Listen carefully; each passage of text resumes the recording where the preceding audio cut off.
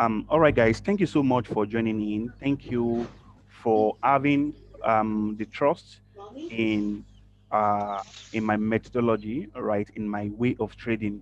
Thank you for having this interest in joining this free class. And I believe that after this training, right, I just started to teach you some of the things I actually teach people in the mentorship class, so that some of you that are complaining of not gaining, I mean, not um, try to mute everyone,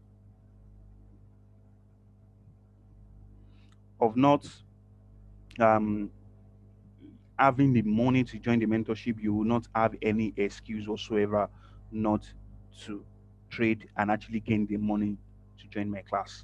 So the purpose of creating this class, creating this forum, I know I've done so many free webinars, free training, and I believe that those particular sections that I've actually had before should be able to make any serious student successful, because I have at least five of my students, all right, in the mentorship class today, all right, that they got the money for the mentorship class from the free tutorial that I have provided on my YouTube channel, and also as a result of my flashcarding and the reports I am actually sending to the page. So because of this, to erase all necessary excuse that this is the reason why they cannot join the class and they don't have money, even though you have $100, with what I have taught you and what I am going to teach you, right, you should be able to develop and gain money, right, to apply for the mentorship. And I'm talking about those people that really want to apply. It is not compulsory for you to join, but you really need a mentor, right? And if you need someone to really guide you, then you will need that mentorship, because you can bear witness that there is no mentorship class, right? There is no mentorship course that you guys don't have access to, or else if that particular class is not even recorded or even not taught at all, that is when the mentors will be afraid of taking his course. I've had series of my students that are not responsible that ended up sending my course out. So even though there's still penalty for any student like that, but you still have to know that this is still a world whereby we have so many manipulative people. So as a result of that, I will be teaching you just five topics. Then today I will be covering two topics today that I'm going to conclude the remaining tomorrow. So today I will be talking about the topic one and topic two, right? I'll be talking about market structure, how I view the market structure, right? What are the characteristics of market structure? Then on number two, the second topic, I'll be talking about my rejection zone, right? My rejection zone. And you will be able to understand everything whatsoever that I have taught. So very quickly, I just want to make some kind of appreciation and also disclaimer, right? So I want to appreciate everyone whatsoever that I've actually learned from, because man is actually a product of influence. Every man learned from one man or the other. No man can actually claim by himself that he's self-made. Likewise, I myself, right? I might have actually given myself a whole lot of time to study and to come up with my own idea, but I am not self-made, right? I have had series of people that have taught me one method or the other whatsoever. So because of their own streams of knowledge, right, I've come together with my own method and methodology. I mean, my strategy, which is what I'm passing across to many people, right? So the likes of Nonso, right? Nonso FX, I've actually learned from him. Then Nado, right? Which is the person that actually taught me how to mark chart and use different way of flashcarding, which has actually helped me in my trading. All right. So some people will ask, do you learn from ICT? No, I don't learn from ICT, but I have to credit him also. Why? Because if I make mention of other blocks, all right, liquidity zones, right, um, fair value gap, what again, right, and whatsoever terms, I mean, power of three, those are ICT terms, right? Even though I actually did not learn it from him, I just heard of those terms and I use it in a different way from how he actually taught it. So I might actually be hearing other blocks. So I've seen many people question me and actually trying to raise an abusive words that ICT teach this better. I've never listened to how ICT teach other blogs. I just hear about that other blogs. I actually saw that it's actually a catchy name, right? So that's why I'm using it, but I am not using it in a way he taught it. So whatever things I'm going to teach here, if you are the type that's going to make comment, just know that if I'm going to say that this is not how it was taught, then that's your own problem, right? That is your own cup of tea, because I have my own way of seeing the market, and I can actually adopt the names that other people have actually adopted to call it that name. That doesn't mean that I'm teaching the same thing as what they taught, right? So my own types of other blogs are just candlestick pattern, and that is what I'm going to address and talk about today. And also fair value gap, I might also show you what fair value gap is, and this was actually taught by ICT. I just saw this on the chart of someone, then I developed the concept, and actually in a way that I can actually trade with it. Yes, then King Obi, this was actually gotten from who now? I think all those people trading supplying them. I actually saw that particular material and I saw it and I said, okay, this is also a very good zone. But that is not the way they used it. All right. So I have my own way of seeing the market and my own approach to the market. Likewise, many people have the same way of approaching the market. And this actually doesn't mean that one strategy is above another. No, I have guys that are trading indicators, that are trading um, different style, but they're actually successful, right? If you can have millions of indicators on your chart, that doesn't make you less important, or you will not be making money compared to those people that are trading pure price action. So you should not actually mix it up. I guess one thing or the other, people are always carried away with catching names, right? But if you hear about liquidity provider concept, if you hear about what other name do we have? Probably smart money concept and or institutional style of trading. All those things you will actually feel carried away that, oh, when you learn this method, then you will become invisible in the market and you will be making a whole lot of money. I've seen traders that are actually trading institutional trading that they are not successful. Even students that come to me, I cannot tell you that almost every one of them are successful. I cannot tell you that, because if you actually don't follow what I'm telling you, like that shows you will not be successful. Not every one of them are successful, and I have people that are successful. Is it my fault they are not successful? It's not my fault. It's their own fault, because they have not put to practice what they've actually learned from me. So, and I've seen people that are trading indicators and they are making good money almost every time. One of my good friends, actually, when I tried to teach him my methodology, he loves what I'm doing. He actually want to learn it after a series of months, I mean weeks of learning from me. He could not uh, adapt. Just adapt to what I'm teaching, because he's already used to the indicator. So you just have to go back to the indicator. And I can tell you, is actually one of the inspiration that I saw in the market. I saw how much he was making, and one of the reasons why I came into the forex market. So you can have different people like that. That doesn't make them less important, and that doesn't mean that they are not making money in the industry. So whatever things I'm going to pass across to you today, you should know, just like I've said earlier, I'm not a self-made man, right?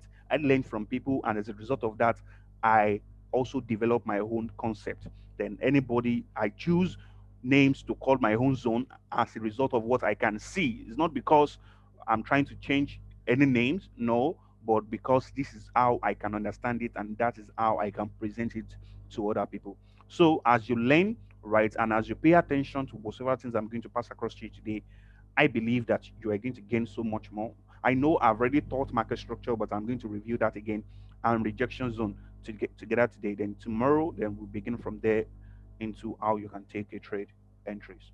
All right, thank you. So we'll be starting from market structure, market structure, market structure. Right. So what are market structure? You guys already know what market structure is, because I already made sections on that. So as a result of that, I will just give you a brief explanation of what I can talk to you about on stuff like that. Okay, market structure, they are the ways to determine the directions of the market, right? They are the significant swing points. I don't know. Um, they are significant swing points. Swing high and low in the market, right? And they are not necessarily market top, right? And probably candle top and lows. No, they are significant top, right, and lows of the market.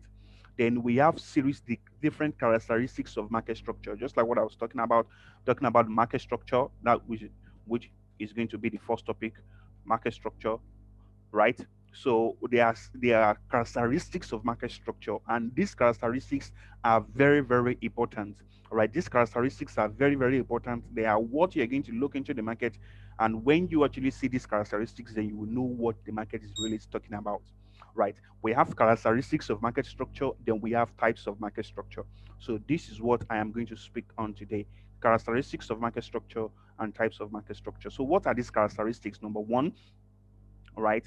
We have impulsive, right? Impulsive move, right? Number two, right? We have um, in a compressed manner, compression or a consolidating move. Let me call it consolidating. Then we have different names that we can actually call it. Like this impulsive move, you can call that significant move, right? You can call that significant move. Let me try to write that also. Significant move, right? Significant move,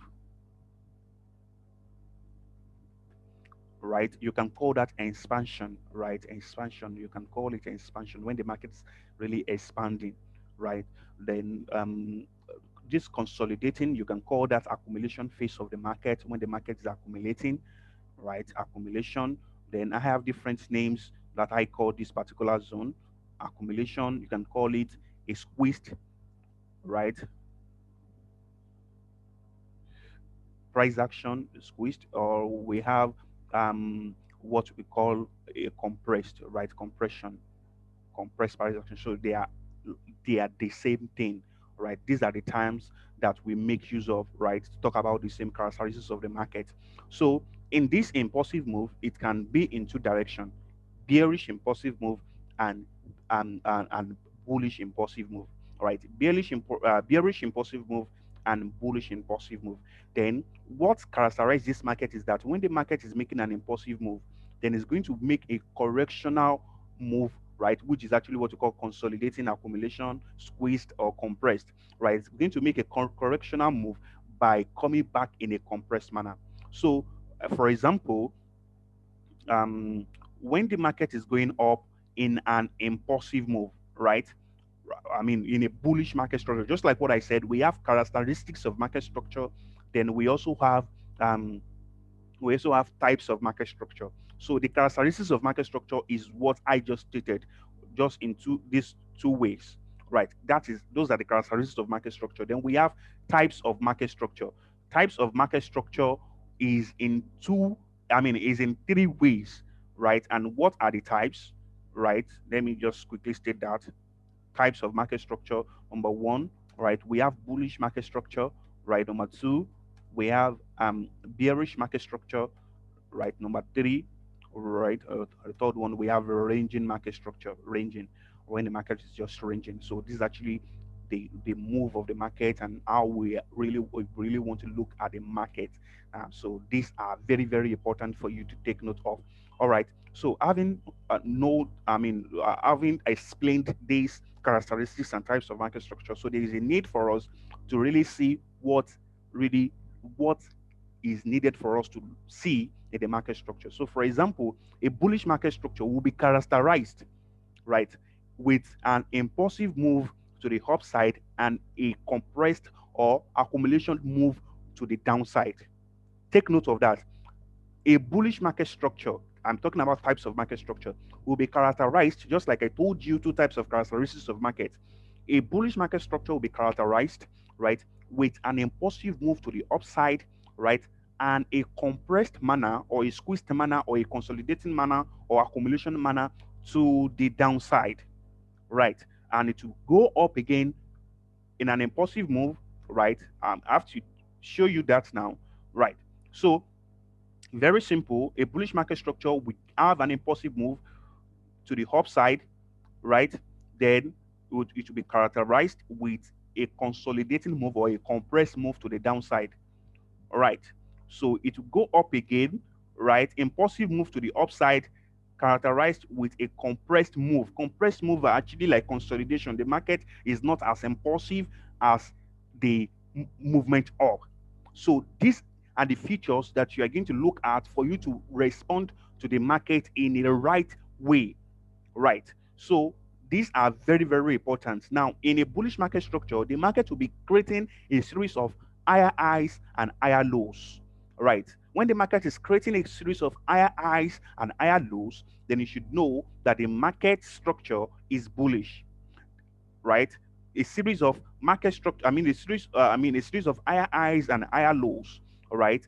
This would be a bullish market structure. And you should know higher highs, when an higher high is about to be formed, then that price action, the price movement must be in an impulsive move.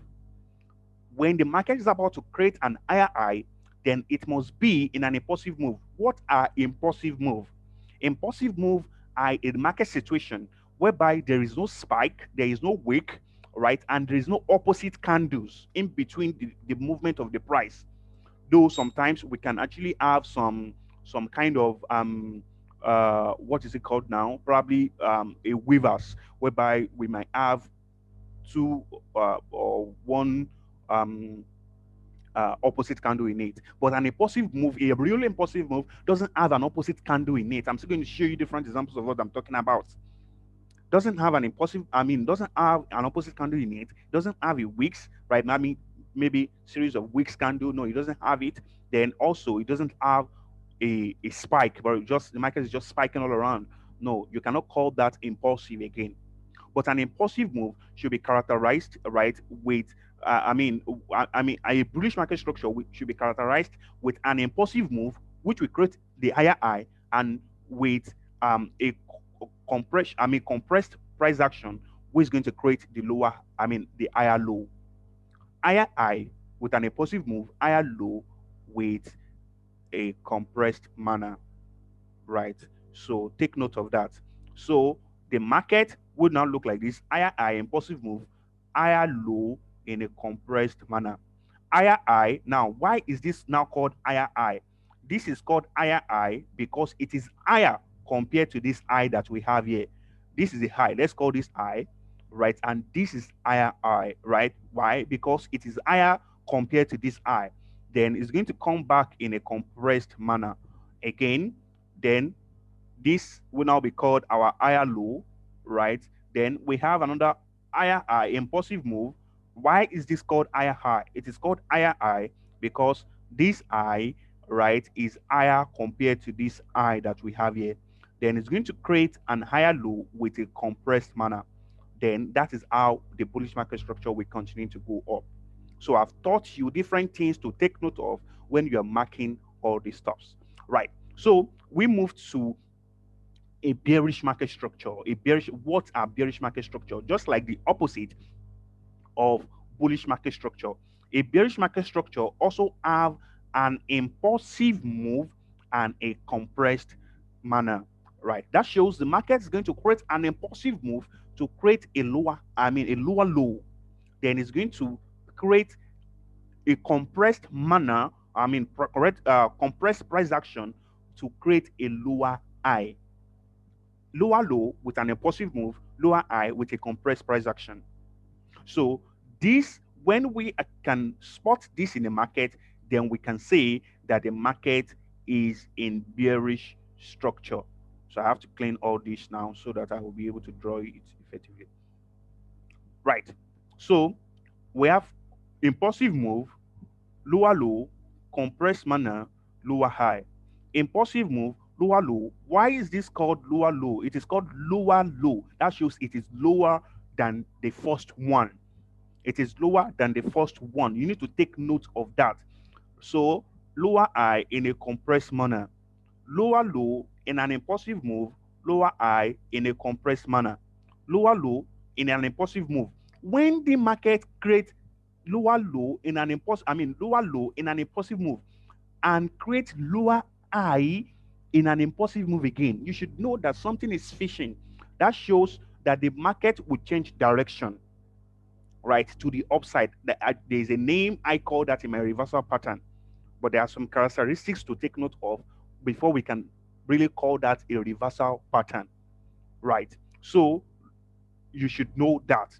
So impulsive move to create a lower low, in a compressed manner to create a lower high, and that is how we have it. Now I'm going to show you different examples so that you'll be able to know what I am talking about. All right.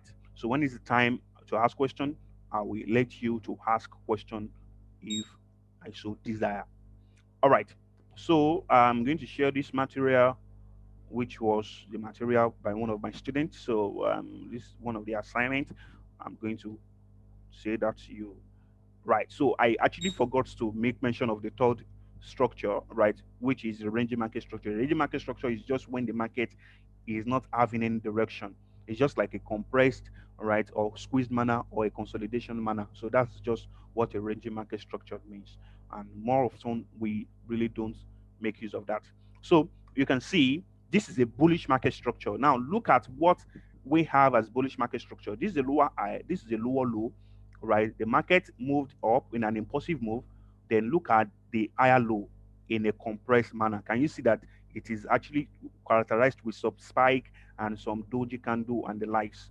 Now we have another higher high, right? Look at the higher low. Can you see how many candles we have? The black candles. Can you see how many the candles are? That will form the higher low, right? Then the higher high, really, we have impulsive move here, we have impulsive move here. Then look at the higher low in a compressed manner. Then look at the higher high, look at the higher low, look at the higher high, look at the higher low, look at the higher high. So that is market structure, the bullish market structure. And this is another one. Look at this is really bearish, but we are focusing on a bullish market structure now, right? The higher high, higher low, higher high, higher low. You can see we are not just marking the top, I mean, the high and lows of the candles. No, we are not doing that. Now, different people can have different approach that they see the market structure as. But for me, all right, the market structure have to be a significant point, right?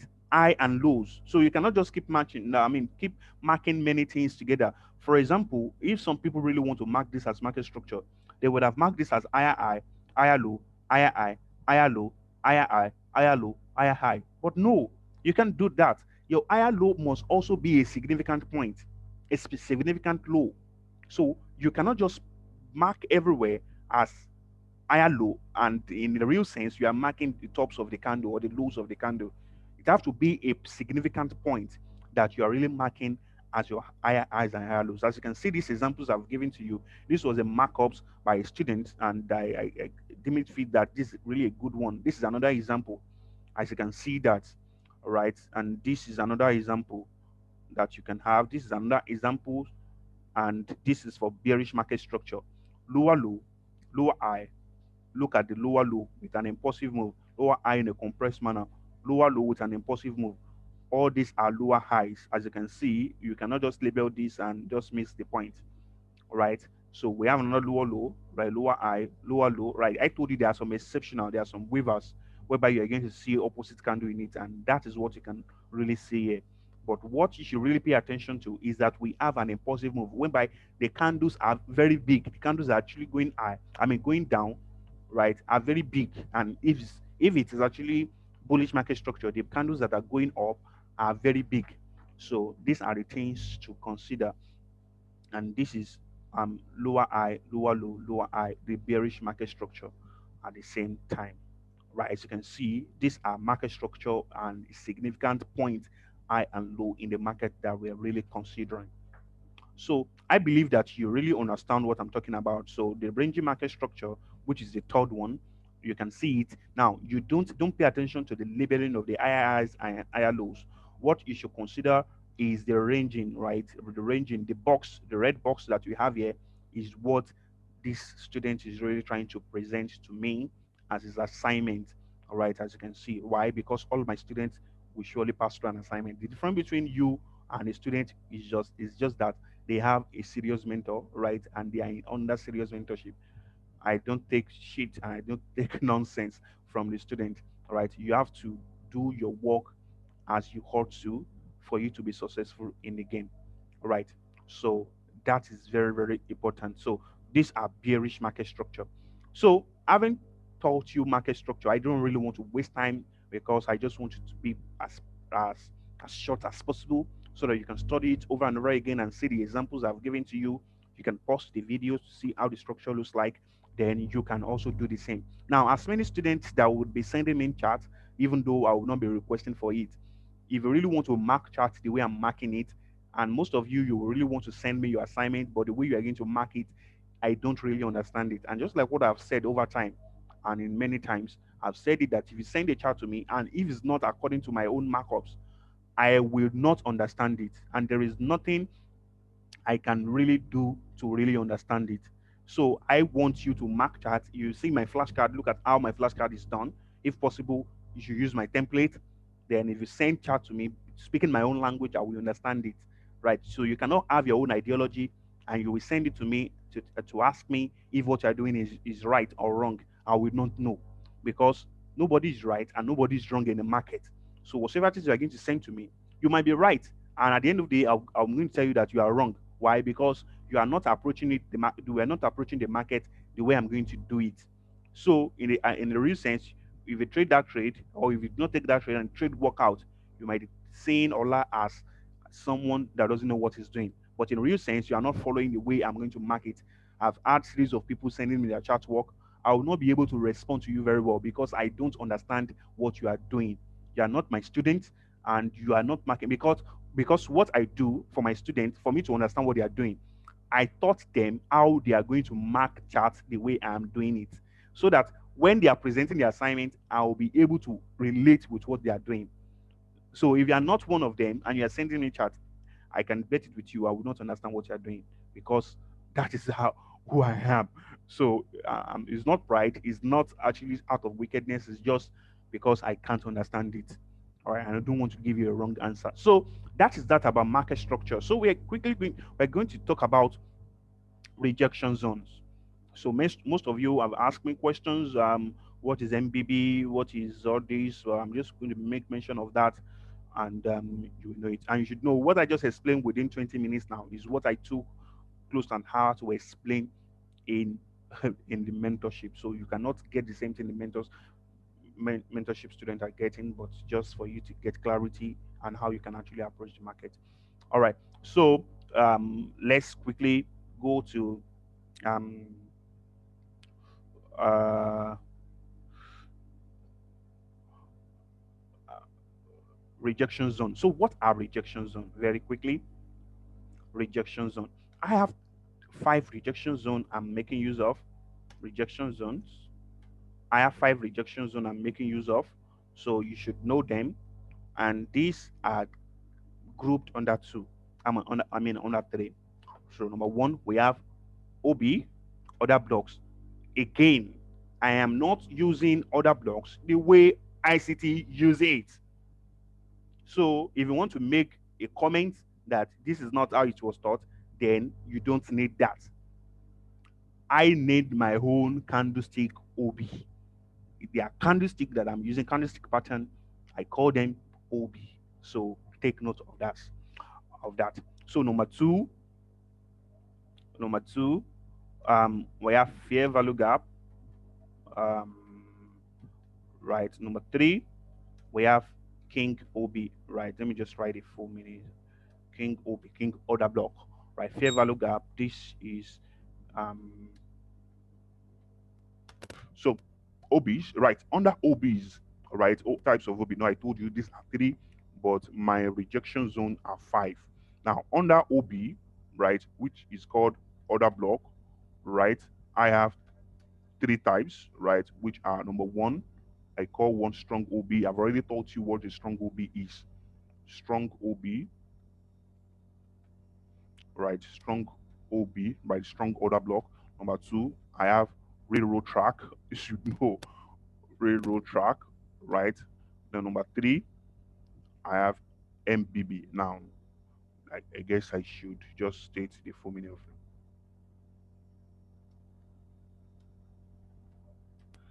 right? Which is called RLT. This is called SOB, right? And this is called multiple rate block,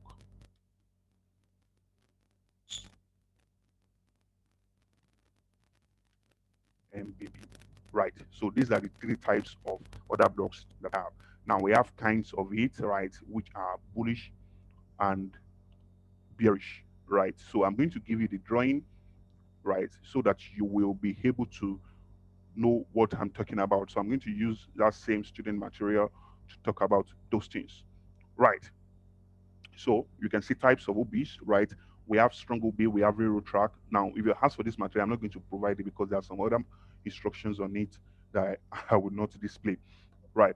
So we have strong OB, we have not railway, is railroad track, RRT, and multiple break block. So look at this bearish one. We have one, two, three, right?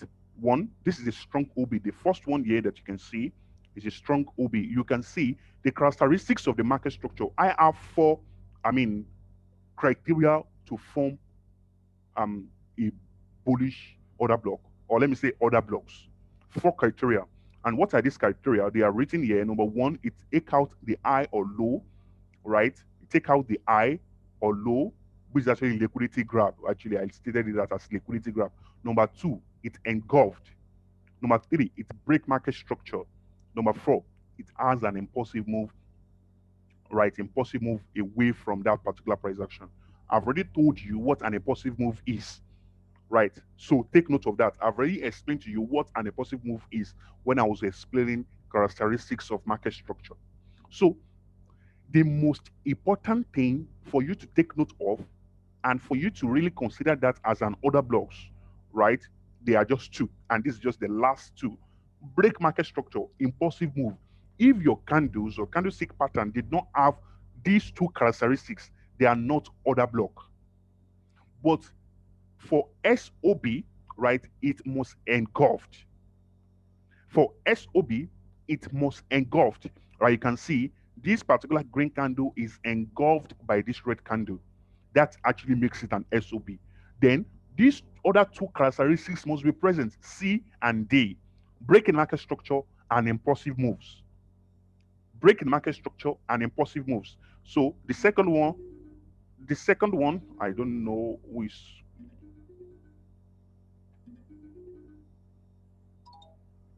um the second one, right, is railroad track. So the characteristics of the railroad track is that these two candles, I'm going to block this person. Why is it calling me? So um railroad track is that it is of the same size. So the green candle and the red candle are of the same size. The multiple break blocks, you can see we have three candles that break it. So the rules is that multiple break block, it should have at least two candles and at most three candles. At least two candles and at most three candles. So this one has three candles that break this green candle. So that makes it a multiple break block. One, two, three. Now makes this candle a multiple break block, right? Okay, so it was brought to my notice. Now I wasn't sharing the screen, so I'm so sorry. So I was talking about. I've already explained what a radio track means and all these SOB and the likes here, but I have to start over again here now. So I'm talking about the characteristics of market structure or the criteria for market structure. What are the criteria for market structure? Now, I've already explained that we have four criteria of market structure. Four criteria of market structure. Oh, sorry, I was talking about market structure. I mean, order blocks. Four criteria of an order blocks. I've been distracted already. So let me just regain myself back. Okay. Now, four criteria of an order block, right? If it is not, if all any of these criteria are not met, then it is not an order block. I told you the most important, right? But the most important criteria of these four criteria I'm going to make mention to you, right? Is the last two, C and D. Break in market structure, an impulsive move away, right? Impulsive move, right? I already explained to you what an impulsive move is, right? In in the sections for market structure. I've already explained that when I was explaining the characteristics of market structure. So having this understanding, right? All right. So the first one is SOB. Now, what makes SOB different from every um other blocks is that it has the characteristics, the second part criteria. This second criteria must be present in your SOB. Then at the same time, it must have C break in market structure, and D, impulsive move away, right? It must be present. So this is an SOB because this red candle is engulfed. I mean, this green candle is engulfed by this red candle. Mind you, we are explaining bearish order block. So if you want to mark bearish order block, what are you going to mark? What are you going to mark? It is this green candle that you are going to box, right? You are going to put a box there for you to indicate that that is a strong order block, right? You are not going to mark both this red and the green together. No, it's just the green candle that makes a bearish order block. Now we are talking about railroad track. What makes a railroad track is because the green and the red, they are of the same size, right? It might actually have a week up, it might have a week down, but what we are really considering is the um the body, right? What we are considering is the body, right? And the third one, multiple break block, right? Multiple break block, the green candle is the block, the real block that we are talking about. And what makes it a multiple break block is because of these three candles that actually engulfed it or that break it, right? So we can have for us to have a multiple break block, we need at least two candles, then at most three candles. It must not exceed three candles, and it must not be more than two candles. Though there are some exceptional in which we're still going to talk about that later in the mentorship. But the major thing is that it should have at least two candles that will break it, or at most three candles. So these are the set of bullish, bearish order block. Mind you, most importantly is that letter C and letter D must be present. Breaking the market structure and impulsive move. Breaking the market structure and impulsive move. But compulsorily, for a strong order block, it must engulfed. Right. So if it doesn't break market structure, it is not an OB. Then we move um, to the next one, right? Which is the bullish bullish order blocks. For bullish order blocks, it's just the same thing with what we have really talked about, right? The strong one must be engulfed. The railroad track must be of the same body size, and the multiple break block must have at least two candles that will break it, or at most three candles that will break it. These are the three types of order blocks that we have. Very, very important. Very, very important. Now, I'm going to teach you how to use this in line with the market structure. When the market structure is bullish, the only thing you'll be looking for is a bullish order blocks, right? And you are going to trade away from the bullish order blocks. I'm going to show you how this works. Then when the market is bearish, the only thing you'll be looking for is the bearish order blocks, and you are going to use it or trade with it in line with the bearish market structure. Very, very easy and straightforward. So we're going to talk about fair value gap, in which some people actually call it different names. Some people call it liquidity void. Some people call it imbalance. Whatsoever name it can actually give to it, but I'm just going to adopt that name. But the most important thing is that you should know what it means. Now, look at this week. Can you see these candles? So it is actually a situation whereby there is only one participant in the market. You know, the market has just two participants, the buyers and the sellers.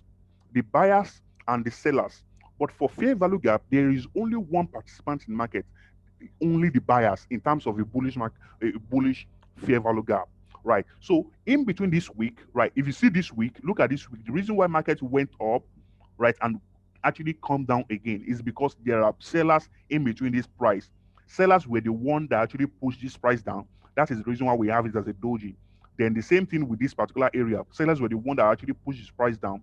That's why we actually have it as a wick on this particular candle. But if you look at this middle candle, there is a space between this middle candle. Now, look at it beside it here. Beside it here, we see have some kind of reaction between the buyers and sellers. And this one also, we have some reactions between buyers and sellers. But in between this line, there is only one participant. So because of that, this is now a gap whereby there is no participant, there is only one participant in the market. And how the market actually works, there should be forces between demand and supply, or there should be forces between the buyers and the sellers, which will actually determine the price of the market.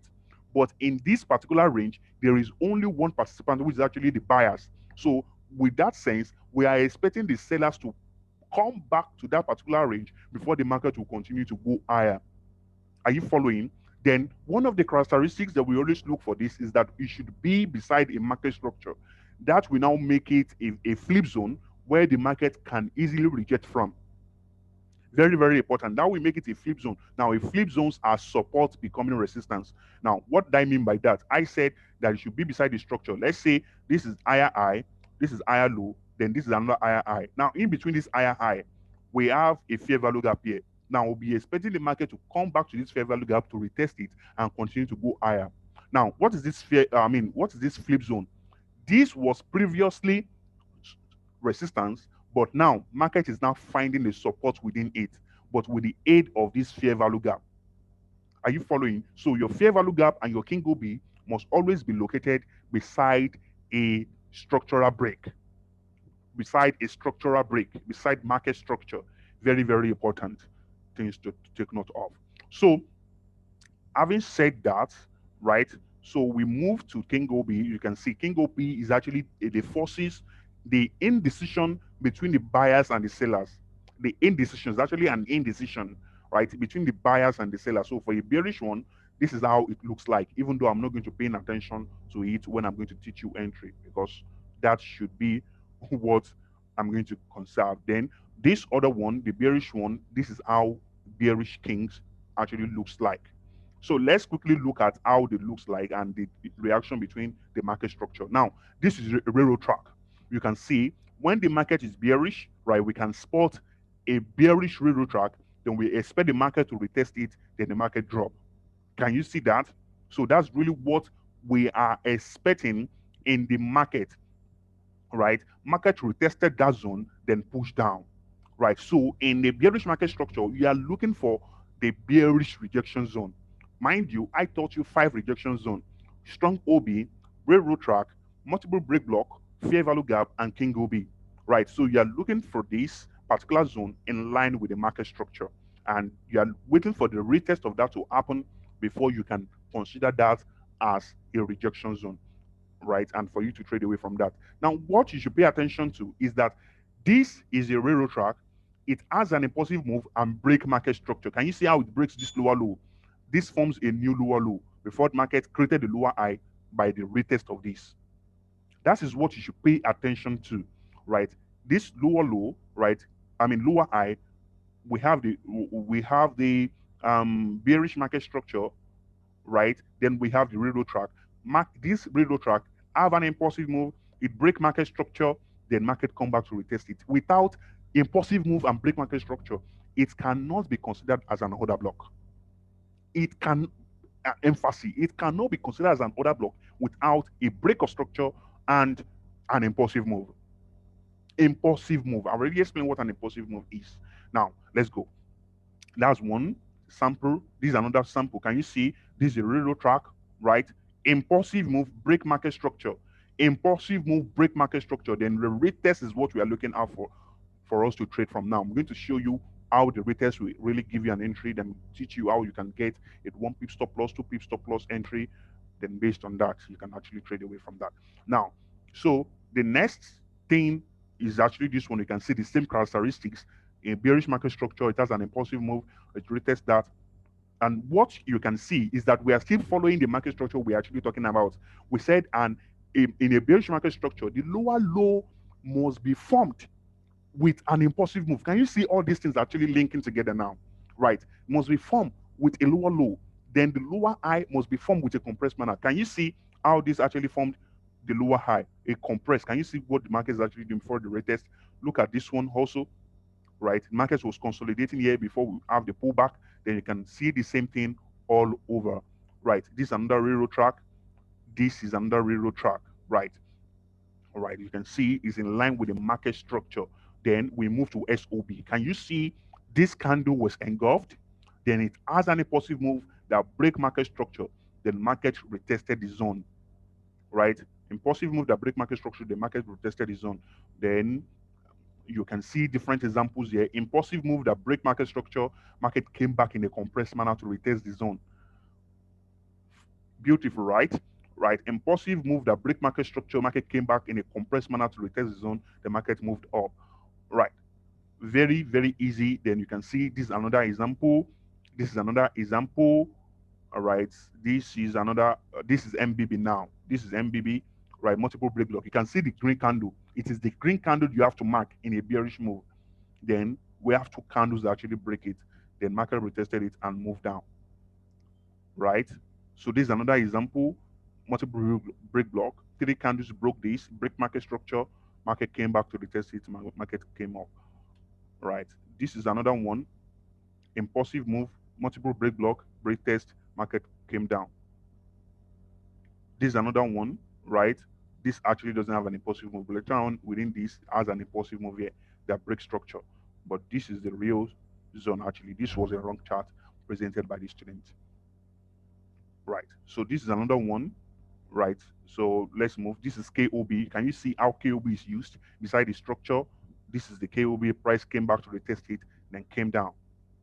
So I am not sure I'm going to show you more of the KOBs, but you can look for that all by yourself. So we've talked about market structure and rejection zone. Market structure and rejection zone. So very quickly, I am going to talk about what now? Reversal pattern. And I will just base my explanation on reversal pattern on the one that many people have actually asked for, right? Which is my three hit patterns, right? Three hit patterns, right? That is what I am going to explain, then show you an example of a three hit pattern. Then we round up this class. Then until tomorrow, where we're going to talk about refinement, then entries. Okay, so um, let's start with this. So for three hit pattern, right, we actually believe that when the market is coming back, when the market is creating a series of lower low, lower high, lower low, lower high, lower low. Now, when what do we use to spot if the market really want to buy? Right? I actually have three types, right? Three ways to spot reversal, right? So we have what you call a CMS, right? We have what you call a DSI, right? And we have what you call a 3E structure. Now, those ones I don't really make mention of them in my webinars, but I mean in my weekly reviews because I actually don't want to make mention of them, but they're actually simple terms that anybody can understand. But the one I'm going to talk about today, which is what I'm going to give to the free class, is just three each structure. Three each structure. And three each structure when the market is coming back in a lower low, lower high, bearish market structure. But unfortunately for the market, and for us to really spot that market is now weak, then market will now start consolidating.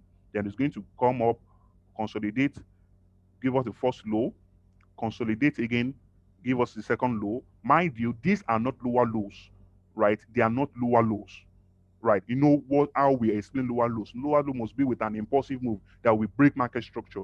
But this one, they are in terms of liquidity grab, right? Liquidity grab. And what you must see is that it must not exceed two candles that must break this low, right? That shows when the price has been coming, many candles have been coming. But when it comes to this particular area, the maximum candle that must break it must be two candles. Then this area also, the maximum candles that must break it must be two candles. Then after the last hit, which is actually the third low, we must have an impulsive move that will break market structure. Don't forget what I explained concerning impulsive move, right? Concerning impulsive move, that is what you must find here. One, right? One, two, three. So with this, we're going to spot, right, the reversal, right? We're going to spot the reversal, and that will make us to know that market is coming back. So in the next view is that the market will not come back in a compressed manner into the rejection zone. Any of the rejection zone I've already talked about, then market will continue to go higher. So when I spot this in the market, I will know that market is about to change direction, and you can see that in my flashcard, right? That I always send to the page. So after the third hit, right, the first hit, the second hit, and the third hit, or the fourth. Sometimes they always quit on that fourth hit. And that the last hit must either the third or the fourth must always be characterized with an impulsive move. And this impulsive move must break market structure. So with that, We're going to have an impulsive move, right? Then a compressed manner into it into that rejection zone, and that is where we are going to look for our buying trade. So when I spot this in the market, I know that now it's time for the bullish run.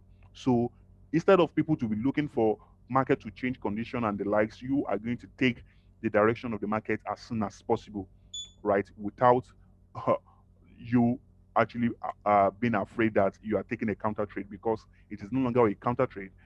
They are now a way the market will reverse from. Then likewise, it can be used as a reverse. I mean, as a continuation, right? As a continuation, we're going to talk about that, but I'm still talking about the reversal from the trend. When we have higher highs, higher lows, higher highs, higher lows, then at the last of that one, right, you will be seeing some kind of movement come back, take it out in liquidity grab, movement again, come back in a liquidity grab, then with an impulsive move that break market structure. This is one, this is two, this is three. Then we're going to see a compressed manner back. Mind you, this is an impulsive move, a compressed manner back to retest that the market will continue to go down. All these are reversal now, just for us to determine the trend before the trend will really reverse. So for continuation is when we have a lower low, lower high, another lower low, then lower high, then we have one, two, three, then we are going to know that market is about to reverse, right? Then lower low, something like that. So before that, let me just quickly show you that on my probably on my flashcard, just for you to see how I took some trade based on that. So let me just see some of the trade I took based on that note. Right. Now you can see this is an amazing trade. Actually, this trade gave me more than 1 to 150 risk reward ratio. Let me share my screen. It gave me more than 1 to 150 risk reward ratio. So I'm going to talk about how you can trade, but I will not be talking about how you can use this to trade really. You can see after the 3E structure, then I have an impulsive move that break market structure. It breaks this structure, came back to break this one also. The market went back, right, and retested that zone. And that is how I actually got my entry. You can see I also use that same 3E structure to catch my entry here. And this is what I use in M1, right, to determine the entries. Then you can see I have just one pip stop loss. Before the end of this week on Friday, this trade has already is running more than 1 to 160 or whatsoever. I've even forgotten about that. That this is really running. This is just a day trade, really. I mean, just a week trade, one of my weekly trade, and is really doing well. You can see 3E structure to determine that trend, and this was a setup, right? And that was the result. You can see, even using it on M15, right? You can see this is the same 3E structure, right? This is not 3E structure, and this is 4 it. One, two, three, four. And the fourth one, I actually took this in terms of ELPC. There's a way we consider it as ELPC and not as 3E structure as a trend trade. So we're going to take the entries even before the third hit we actually take place. There's a way, but I'm going to explain that here. So this was the trade, right? It was a student that actually gave me this setup. You can see we have one, two, three.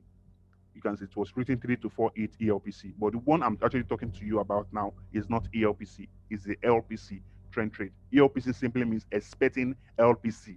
Expecting LPC. That shows an LPC trade has not happened, but you were expecting it to happen. We are now taking the trade before they happened. That's what that ELPC means. All right. So as you can see that is what we have here. And that trade was up. Now this is for trend continuation. Can you see one, two, three? Then came back to my rejection zone. Then we have this movement. Then this is another one. I used 3E structure. Market has been coming down. 3E structure to determine the trend. Impulsive move.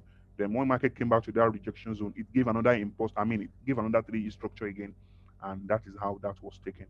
So those are different examples of 3E on my flashcard. But let me see the examples that the student gave. If um, let me just spot that now. This is actually the student work. Just see different examples of that. 3 it, impulsive move, one, two, three, four. Impulsive move that breaks structure. The market was going up from there. So this is actually a very powerful reversal pattern if you can spot it. Then this is another one. This is for trend continuation anyway. Then this is another one. This is not a perfect one. So this should be wrong. If the student submit this one to me, I'm not going to accept it because it's not a 3 8 pattern. This is another one. Is a good one. This impulsive move break this structure. The price was going higher, right? This is for trend continuation, right? Can you see the impulsive move after the third hit? So look at the eye. They must not actually be far from each other. Then each eye must not be taken out by more than two candles. This was taken out by just one candle, right? Can you see that? So all those things is really what you are going to pay attention to, right? So I've really talked about so many important things for you. The excuse that you are not going to make money. Right. Probably one of the reasons why I'm teaching this is for people not to have an excuse that they are not making money in the forex market. With this knowledge, I can bet it with you that you can do the impossible, right? You can really do crazy things in a day. I'm going to show you how you can actually have a day trade with just 15 minutes time frame. Tomorrow, then you can spot an entry from 1 minute time frame. Probably just limit it to that. A simple trade that you can actually trade with my method, then simple one, right? So that you'll be able to gain so much knowledge from my group. All right, guys. But thank you for joining. Right, thank you for participating in this group. Just to let you, to inform you, the mentorship fee. You know, it's at 550 now. It will be going up probably to $1,000. I don't know yet. It's depending on my group. Probably one of the reasons why we're actually doing this, right? Because we're actually providing so much information compared to how much we charge. Then I will really consider, because I'm a Nigerian and I understand the situation, the economic situation of different countries and particularly Nigerians. Probably one of the reasons why I'm doing this, so that you will not have any excuse. I will not have people that will be begging me to hire them for free. If I have such a people, I will just block them. You won't tell me to add you to my mentorship group where people are actually paid to enter or give you a discount when I've already given you this um, price list information, right, on market structure and rejection zone, how I view it. Right. So if you have a question, I'm going to pause the section now. So if you have a section, I mean a question, I will be answering them now. So for those people that's going to see this on YouTube, right, if you have questions, then you can contact me on my Telegram channel, right, or on my Telegram page at online trader 16, right? So you can contact me on my Telegram, right? Telegram. We also have um, YouTube. I mean, we also have Instagram, right? You are going to see the link in the description box. Then also you can um, contact me on my mail, right? So this mail, you can contact me there for more information. Inshallah 60. Right. So these are the information that you really need to contact me on online trader 16 at oshola60 at gmail.com. So those are my contacts. You can contact me there, and I'm going to provide the information, right? So that anybody will not claim that this is their content. I've seen many people send my flashcard to many people and claim that they are Ola Timothy and they should send their money to them so that they will be taught. So they are on their own. So if you have any question, you can ask me now. I'm not going to mute everyone. I'll just leave it as you sending the mails to me. So I'm going to post this recording now. Thank you for joining. Bye bye.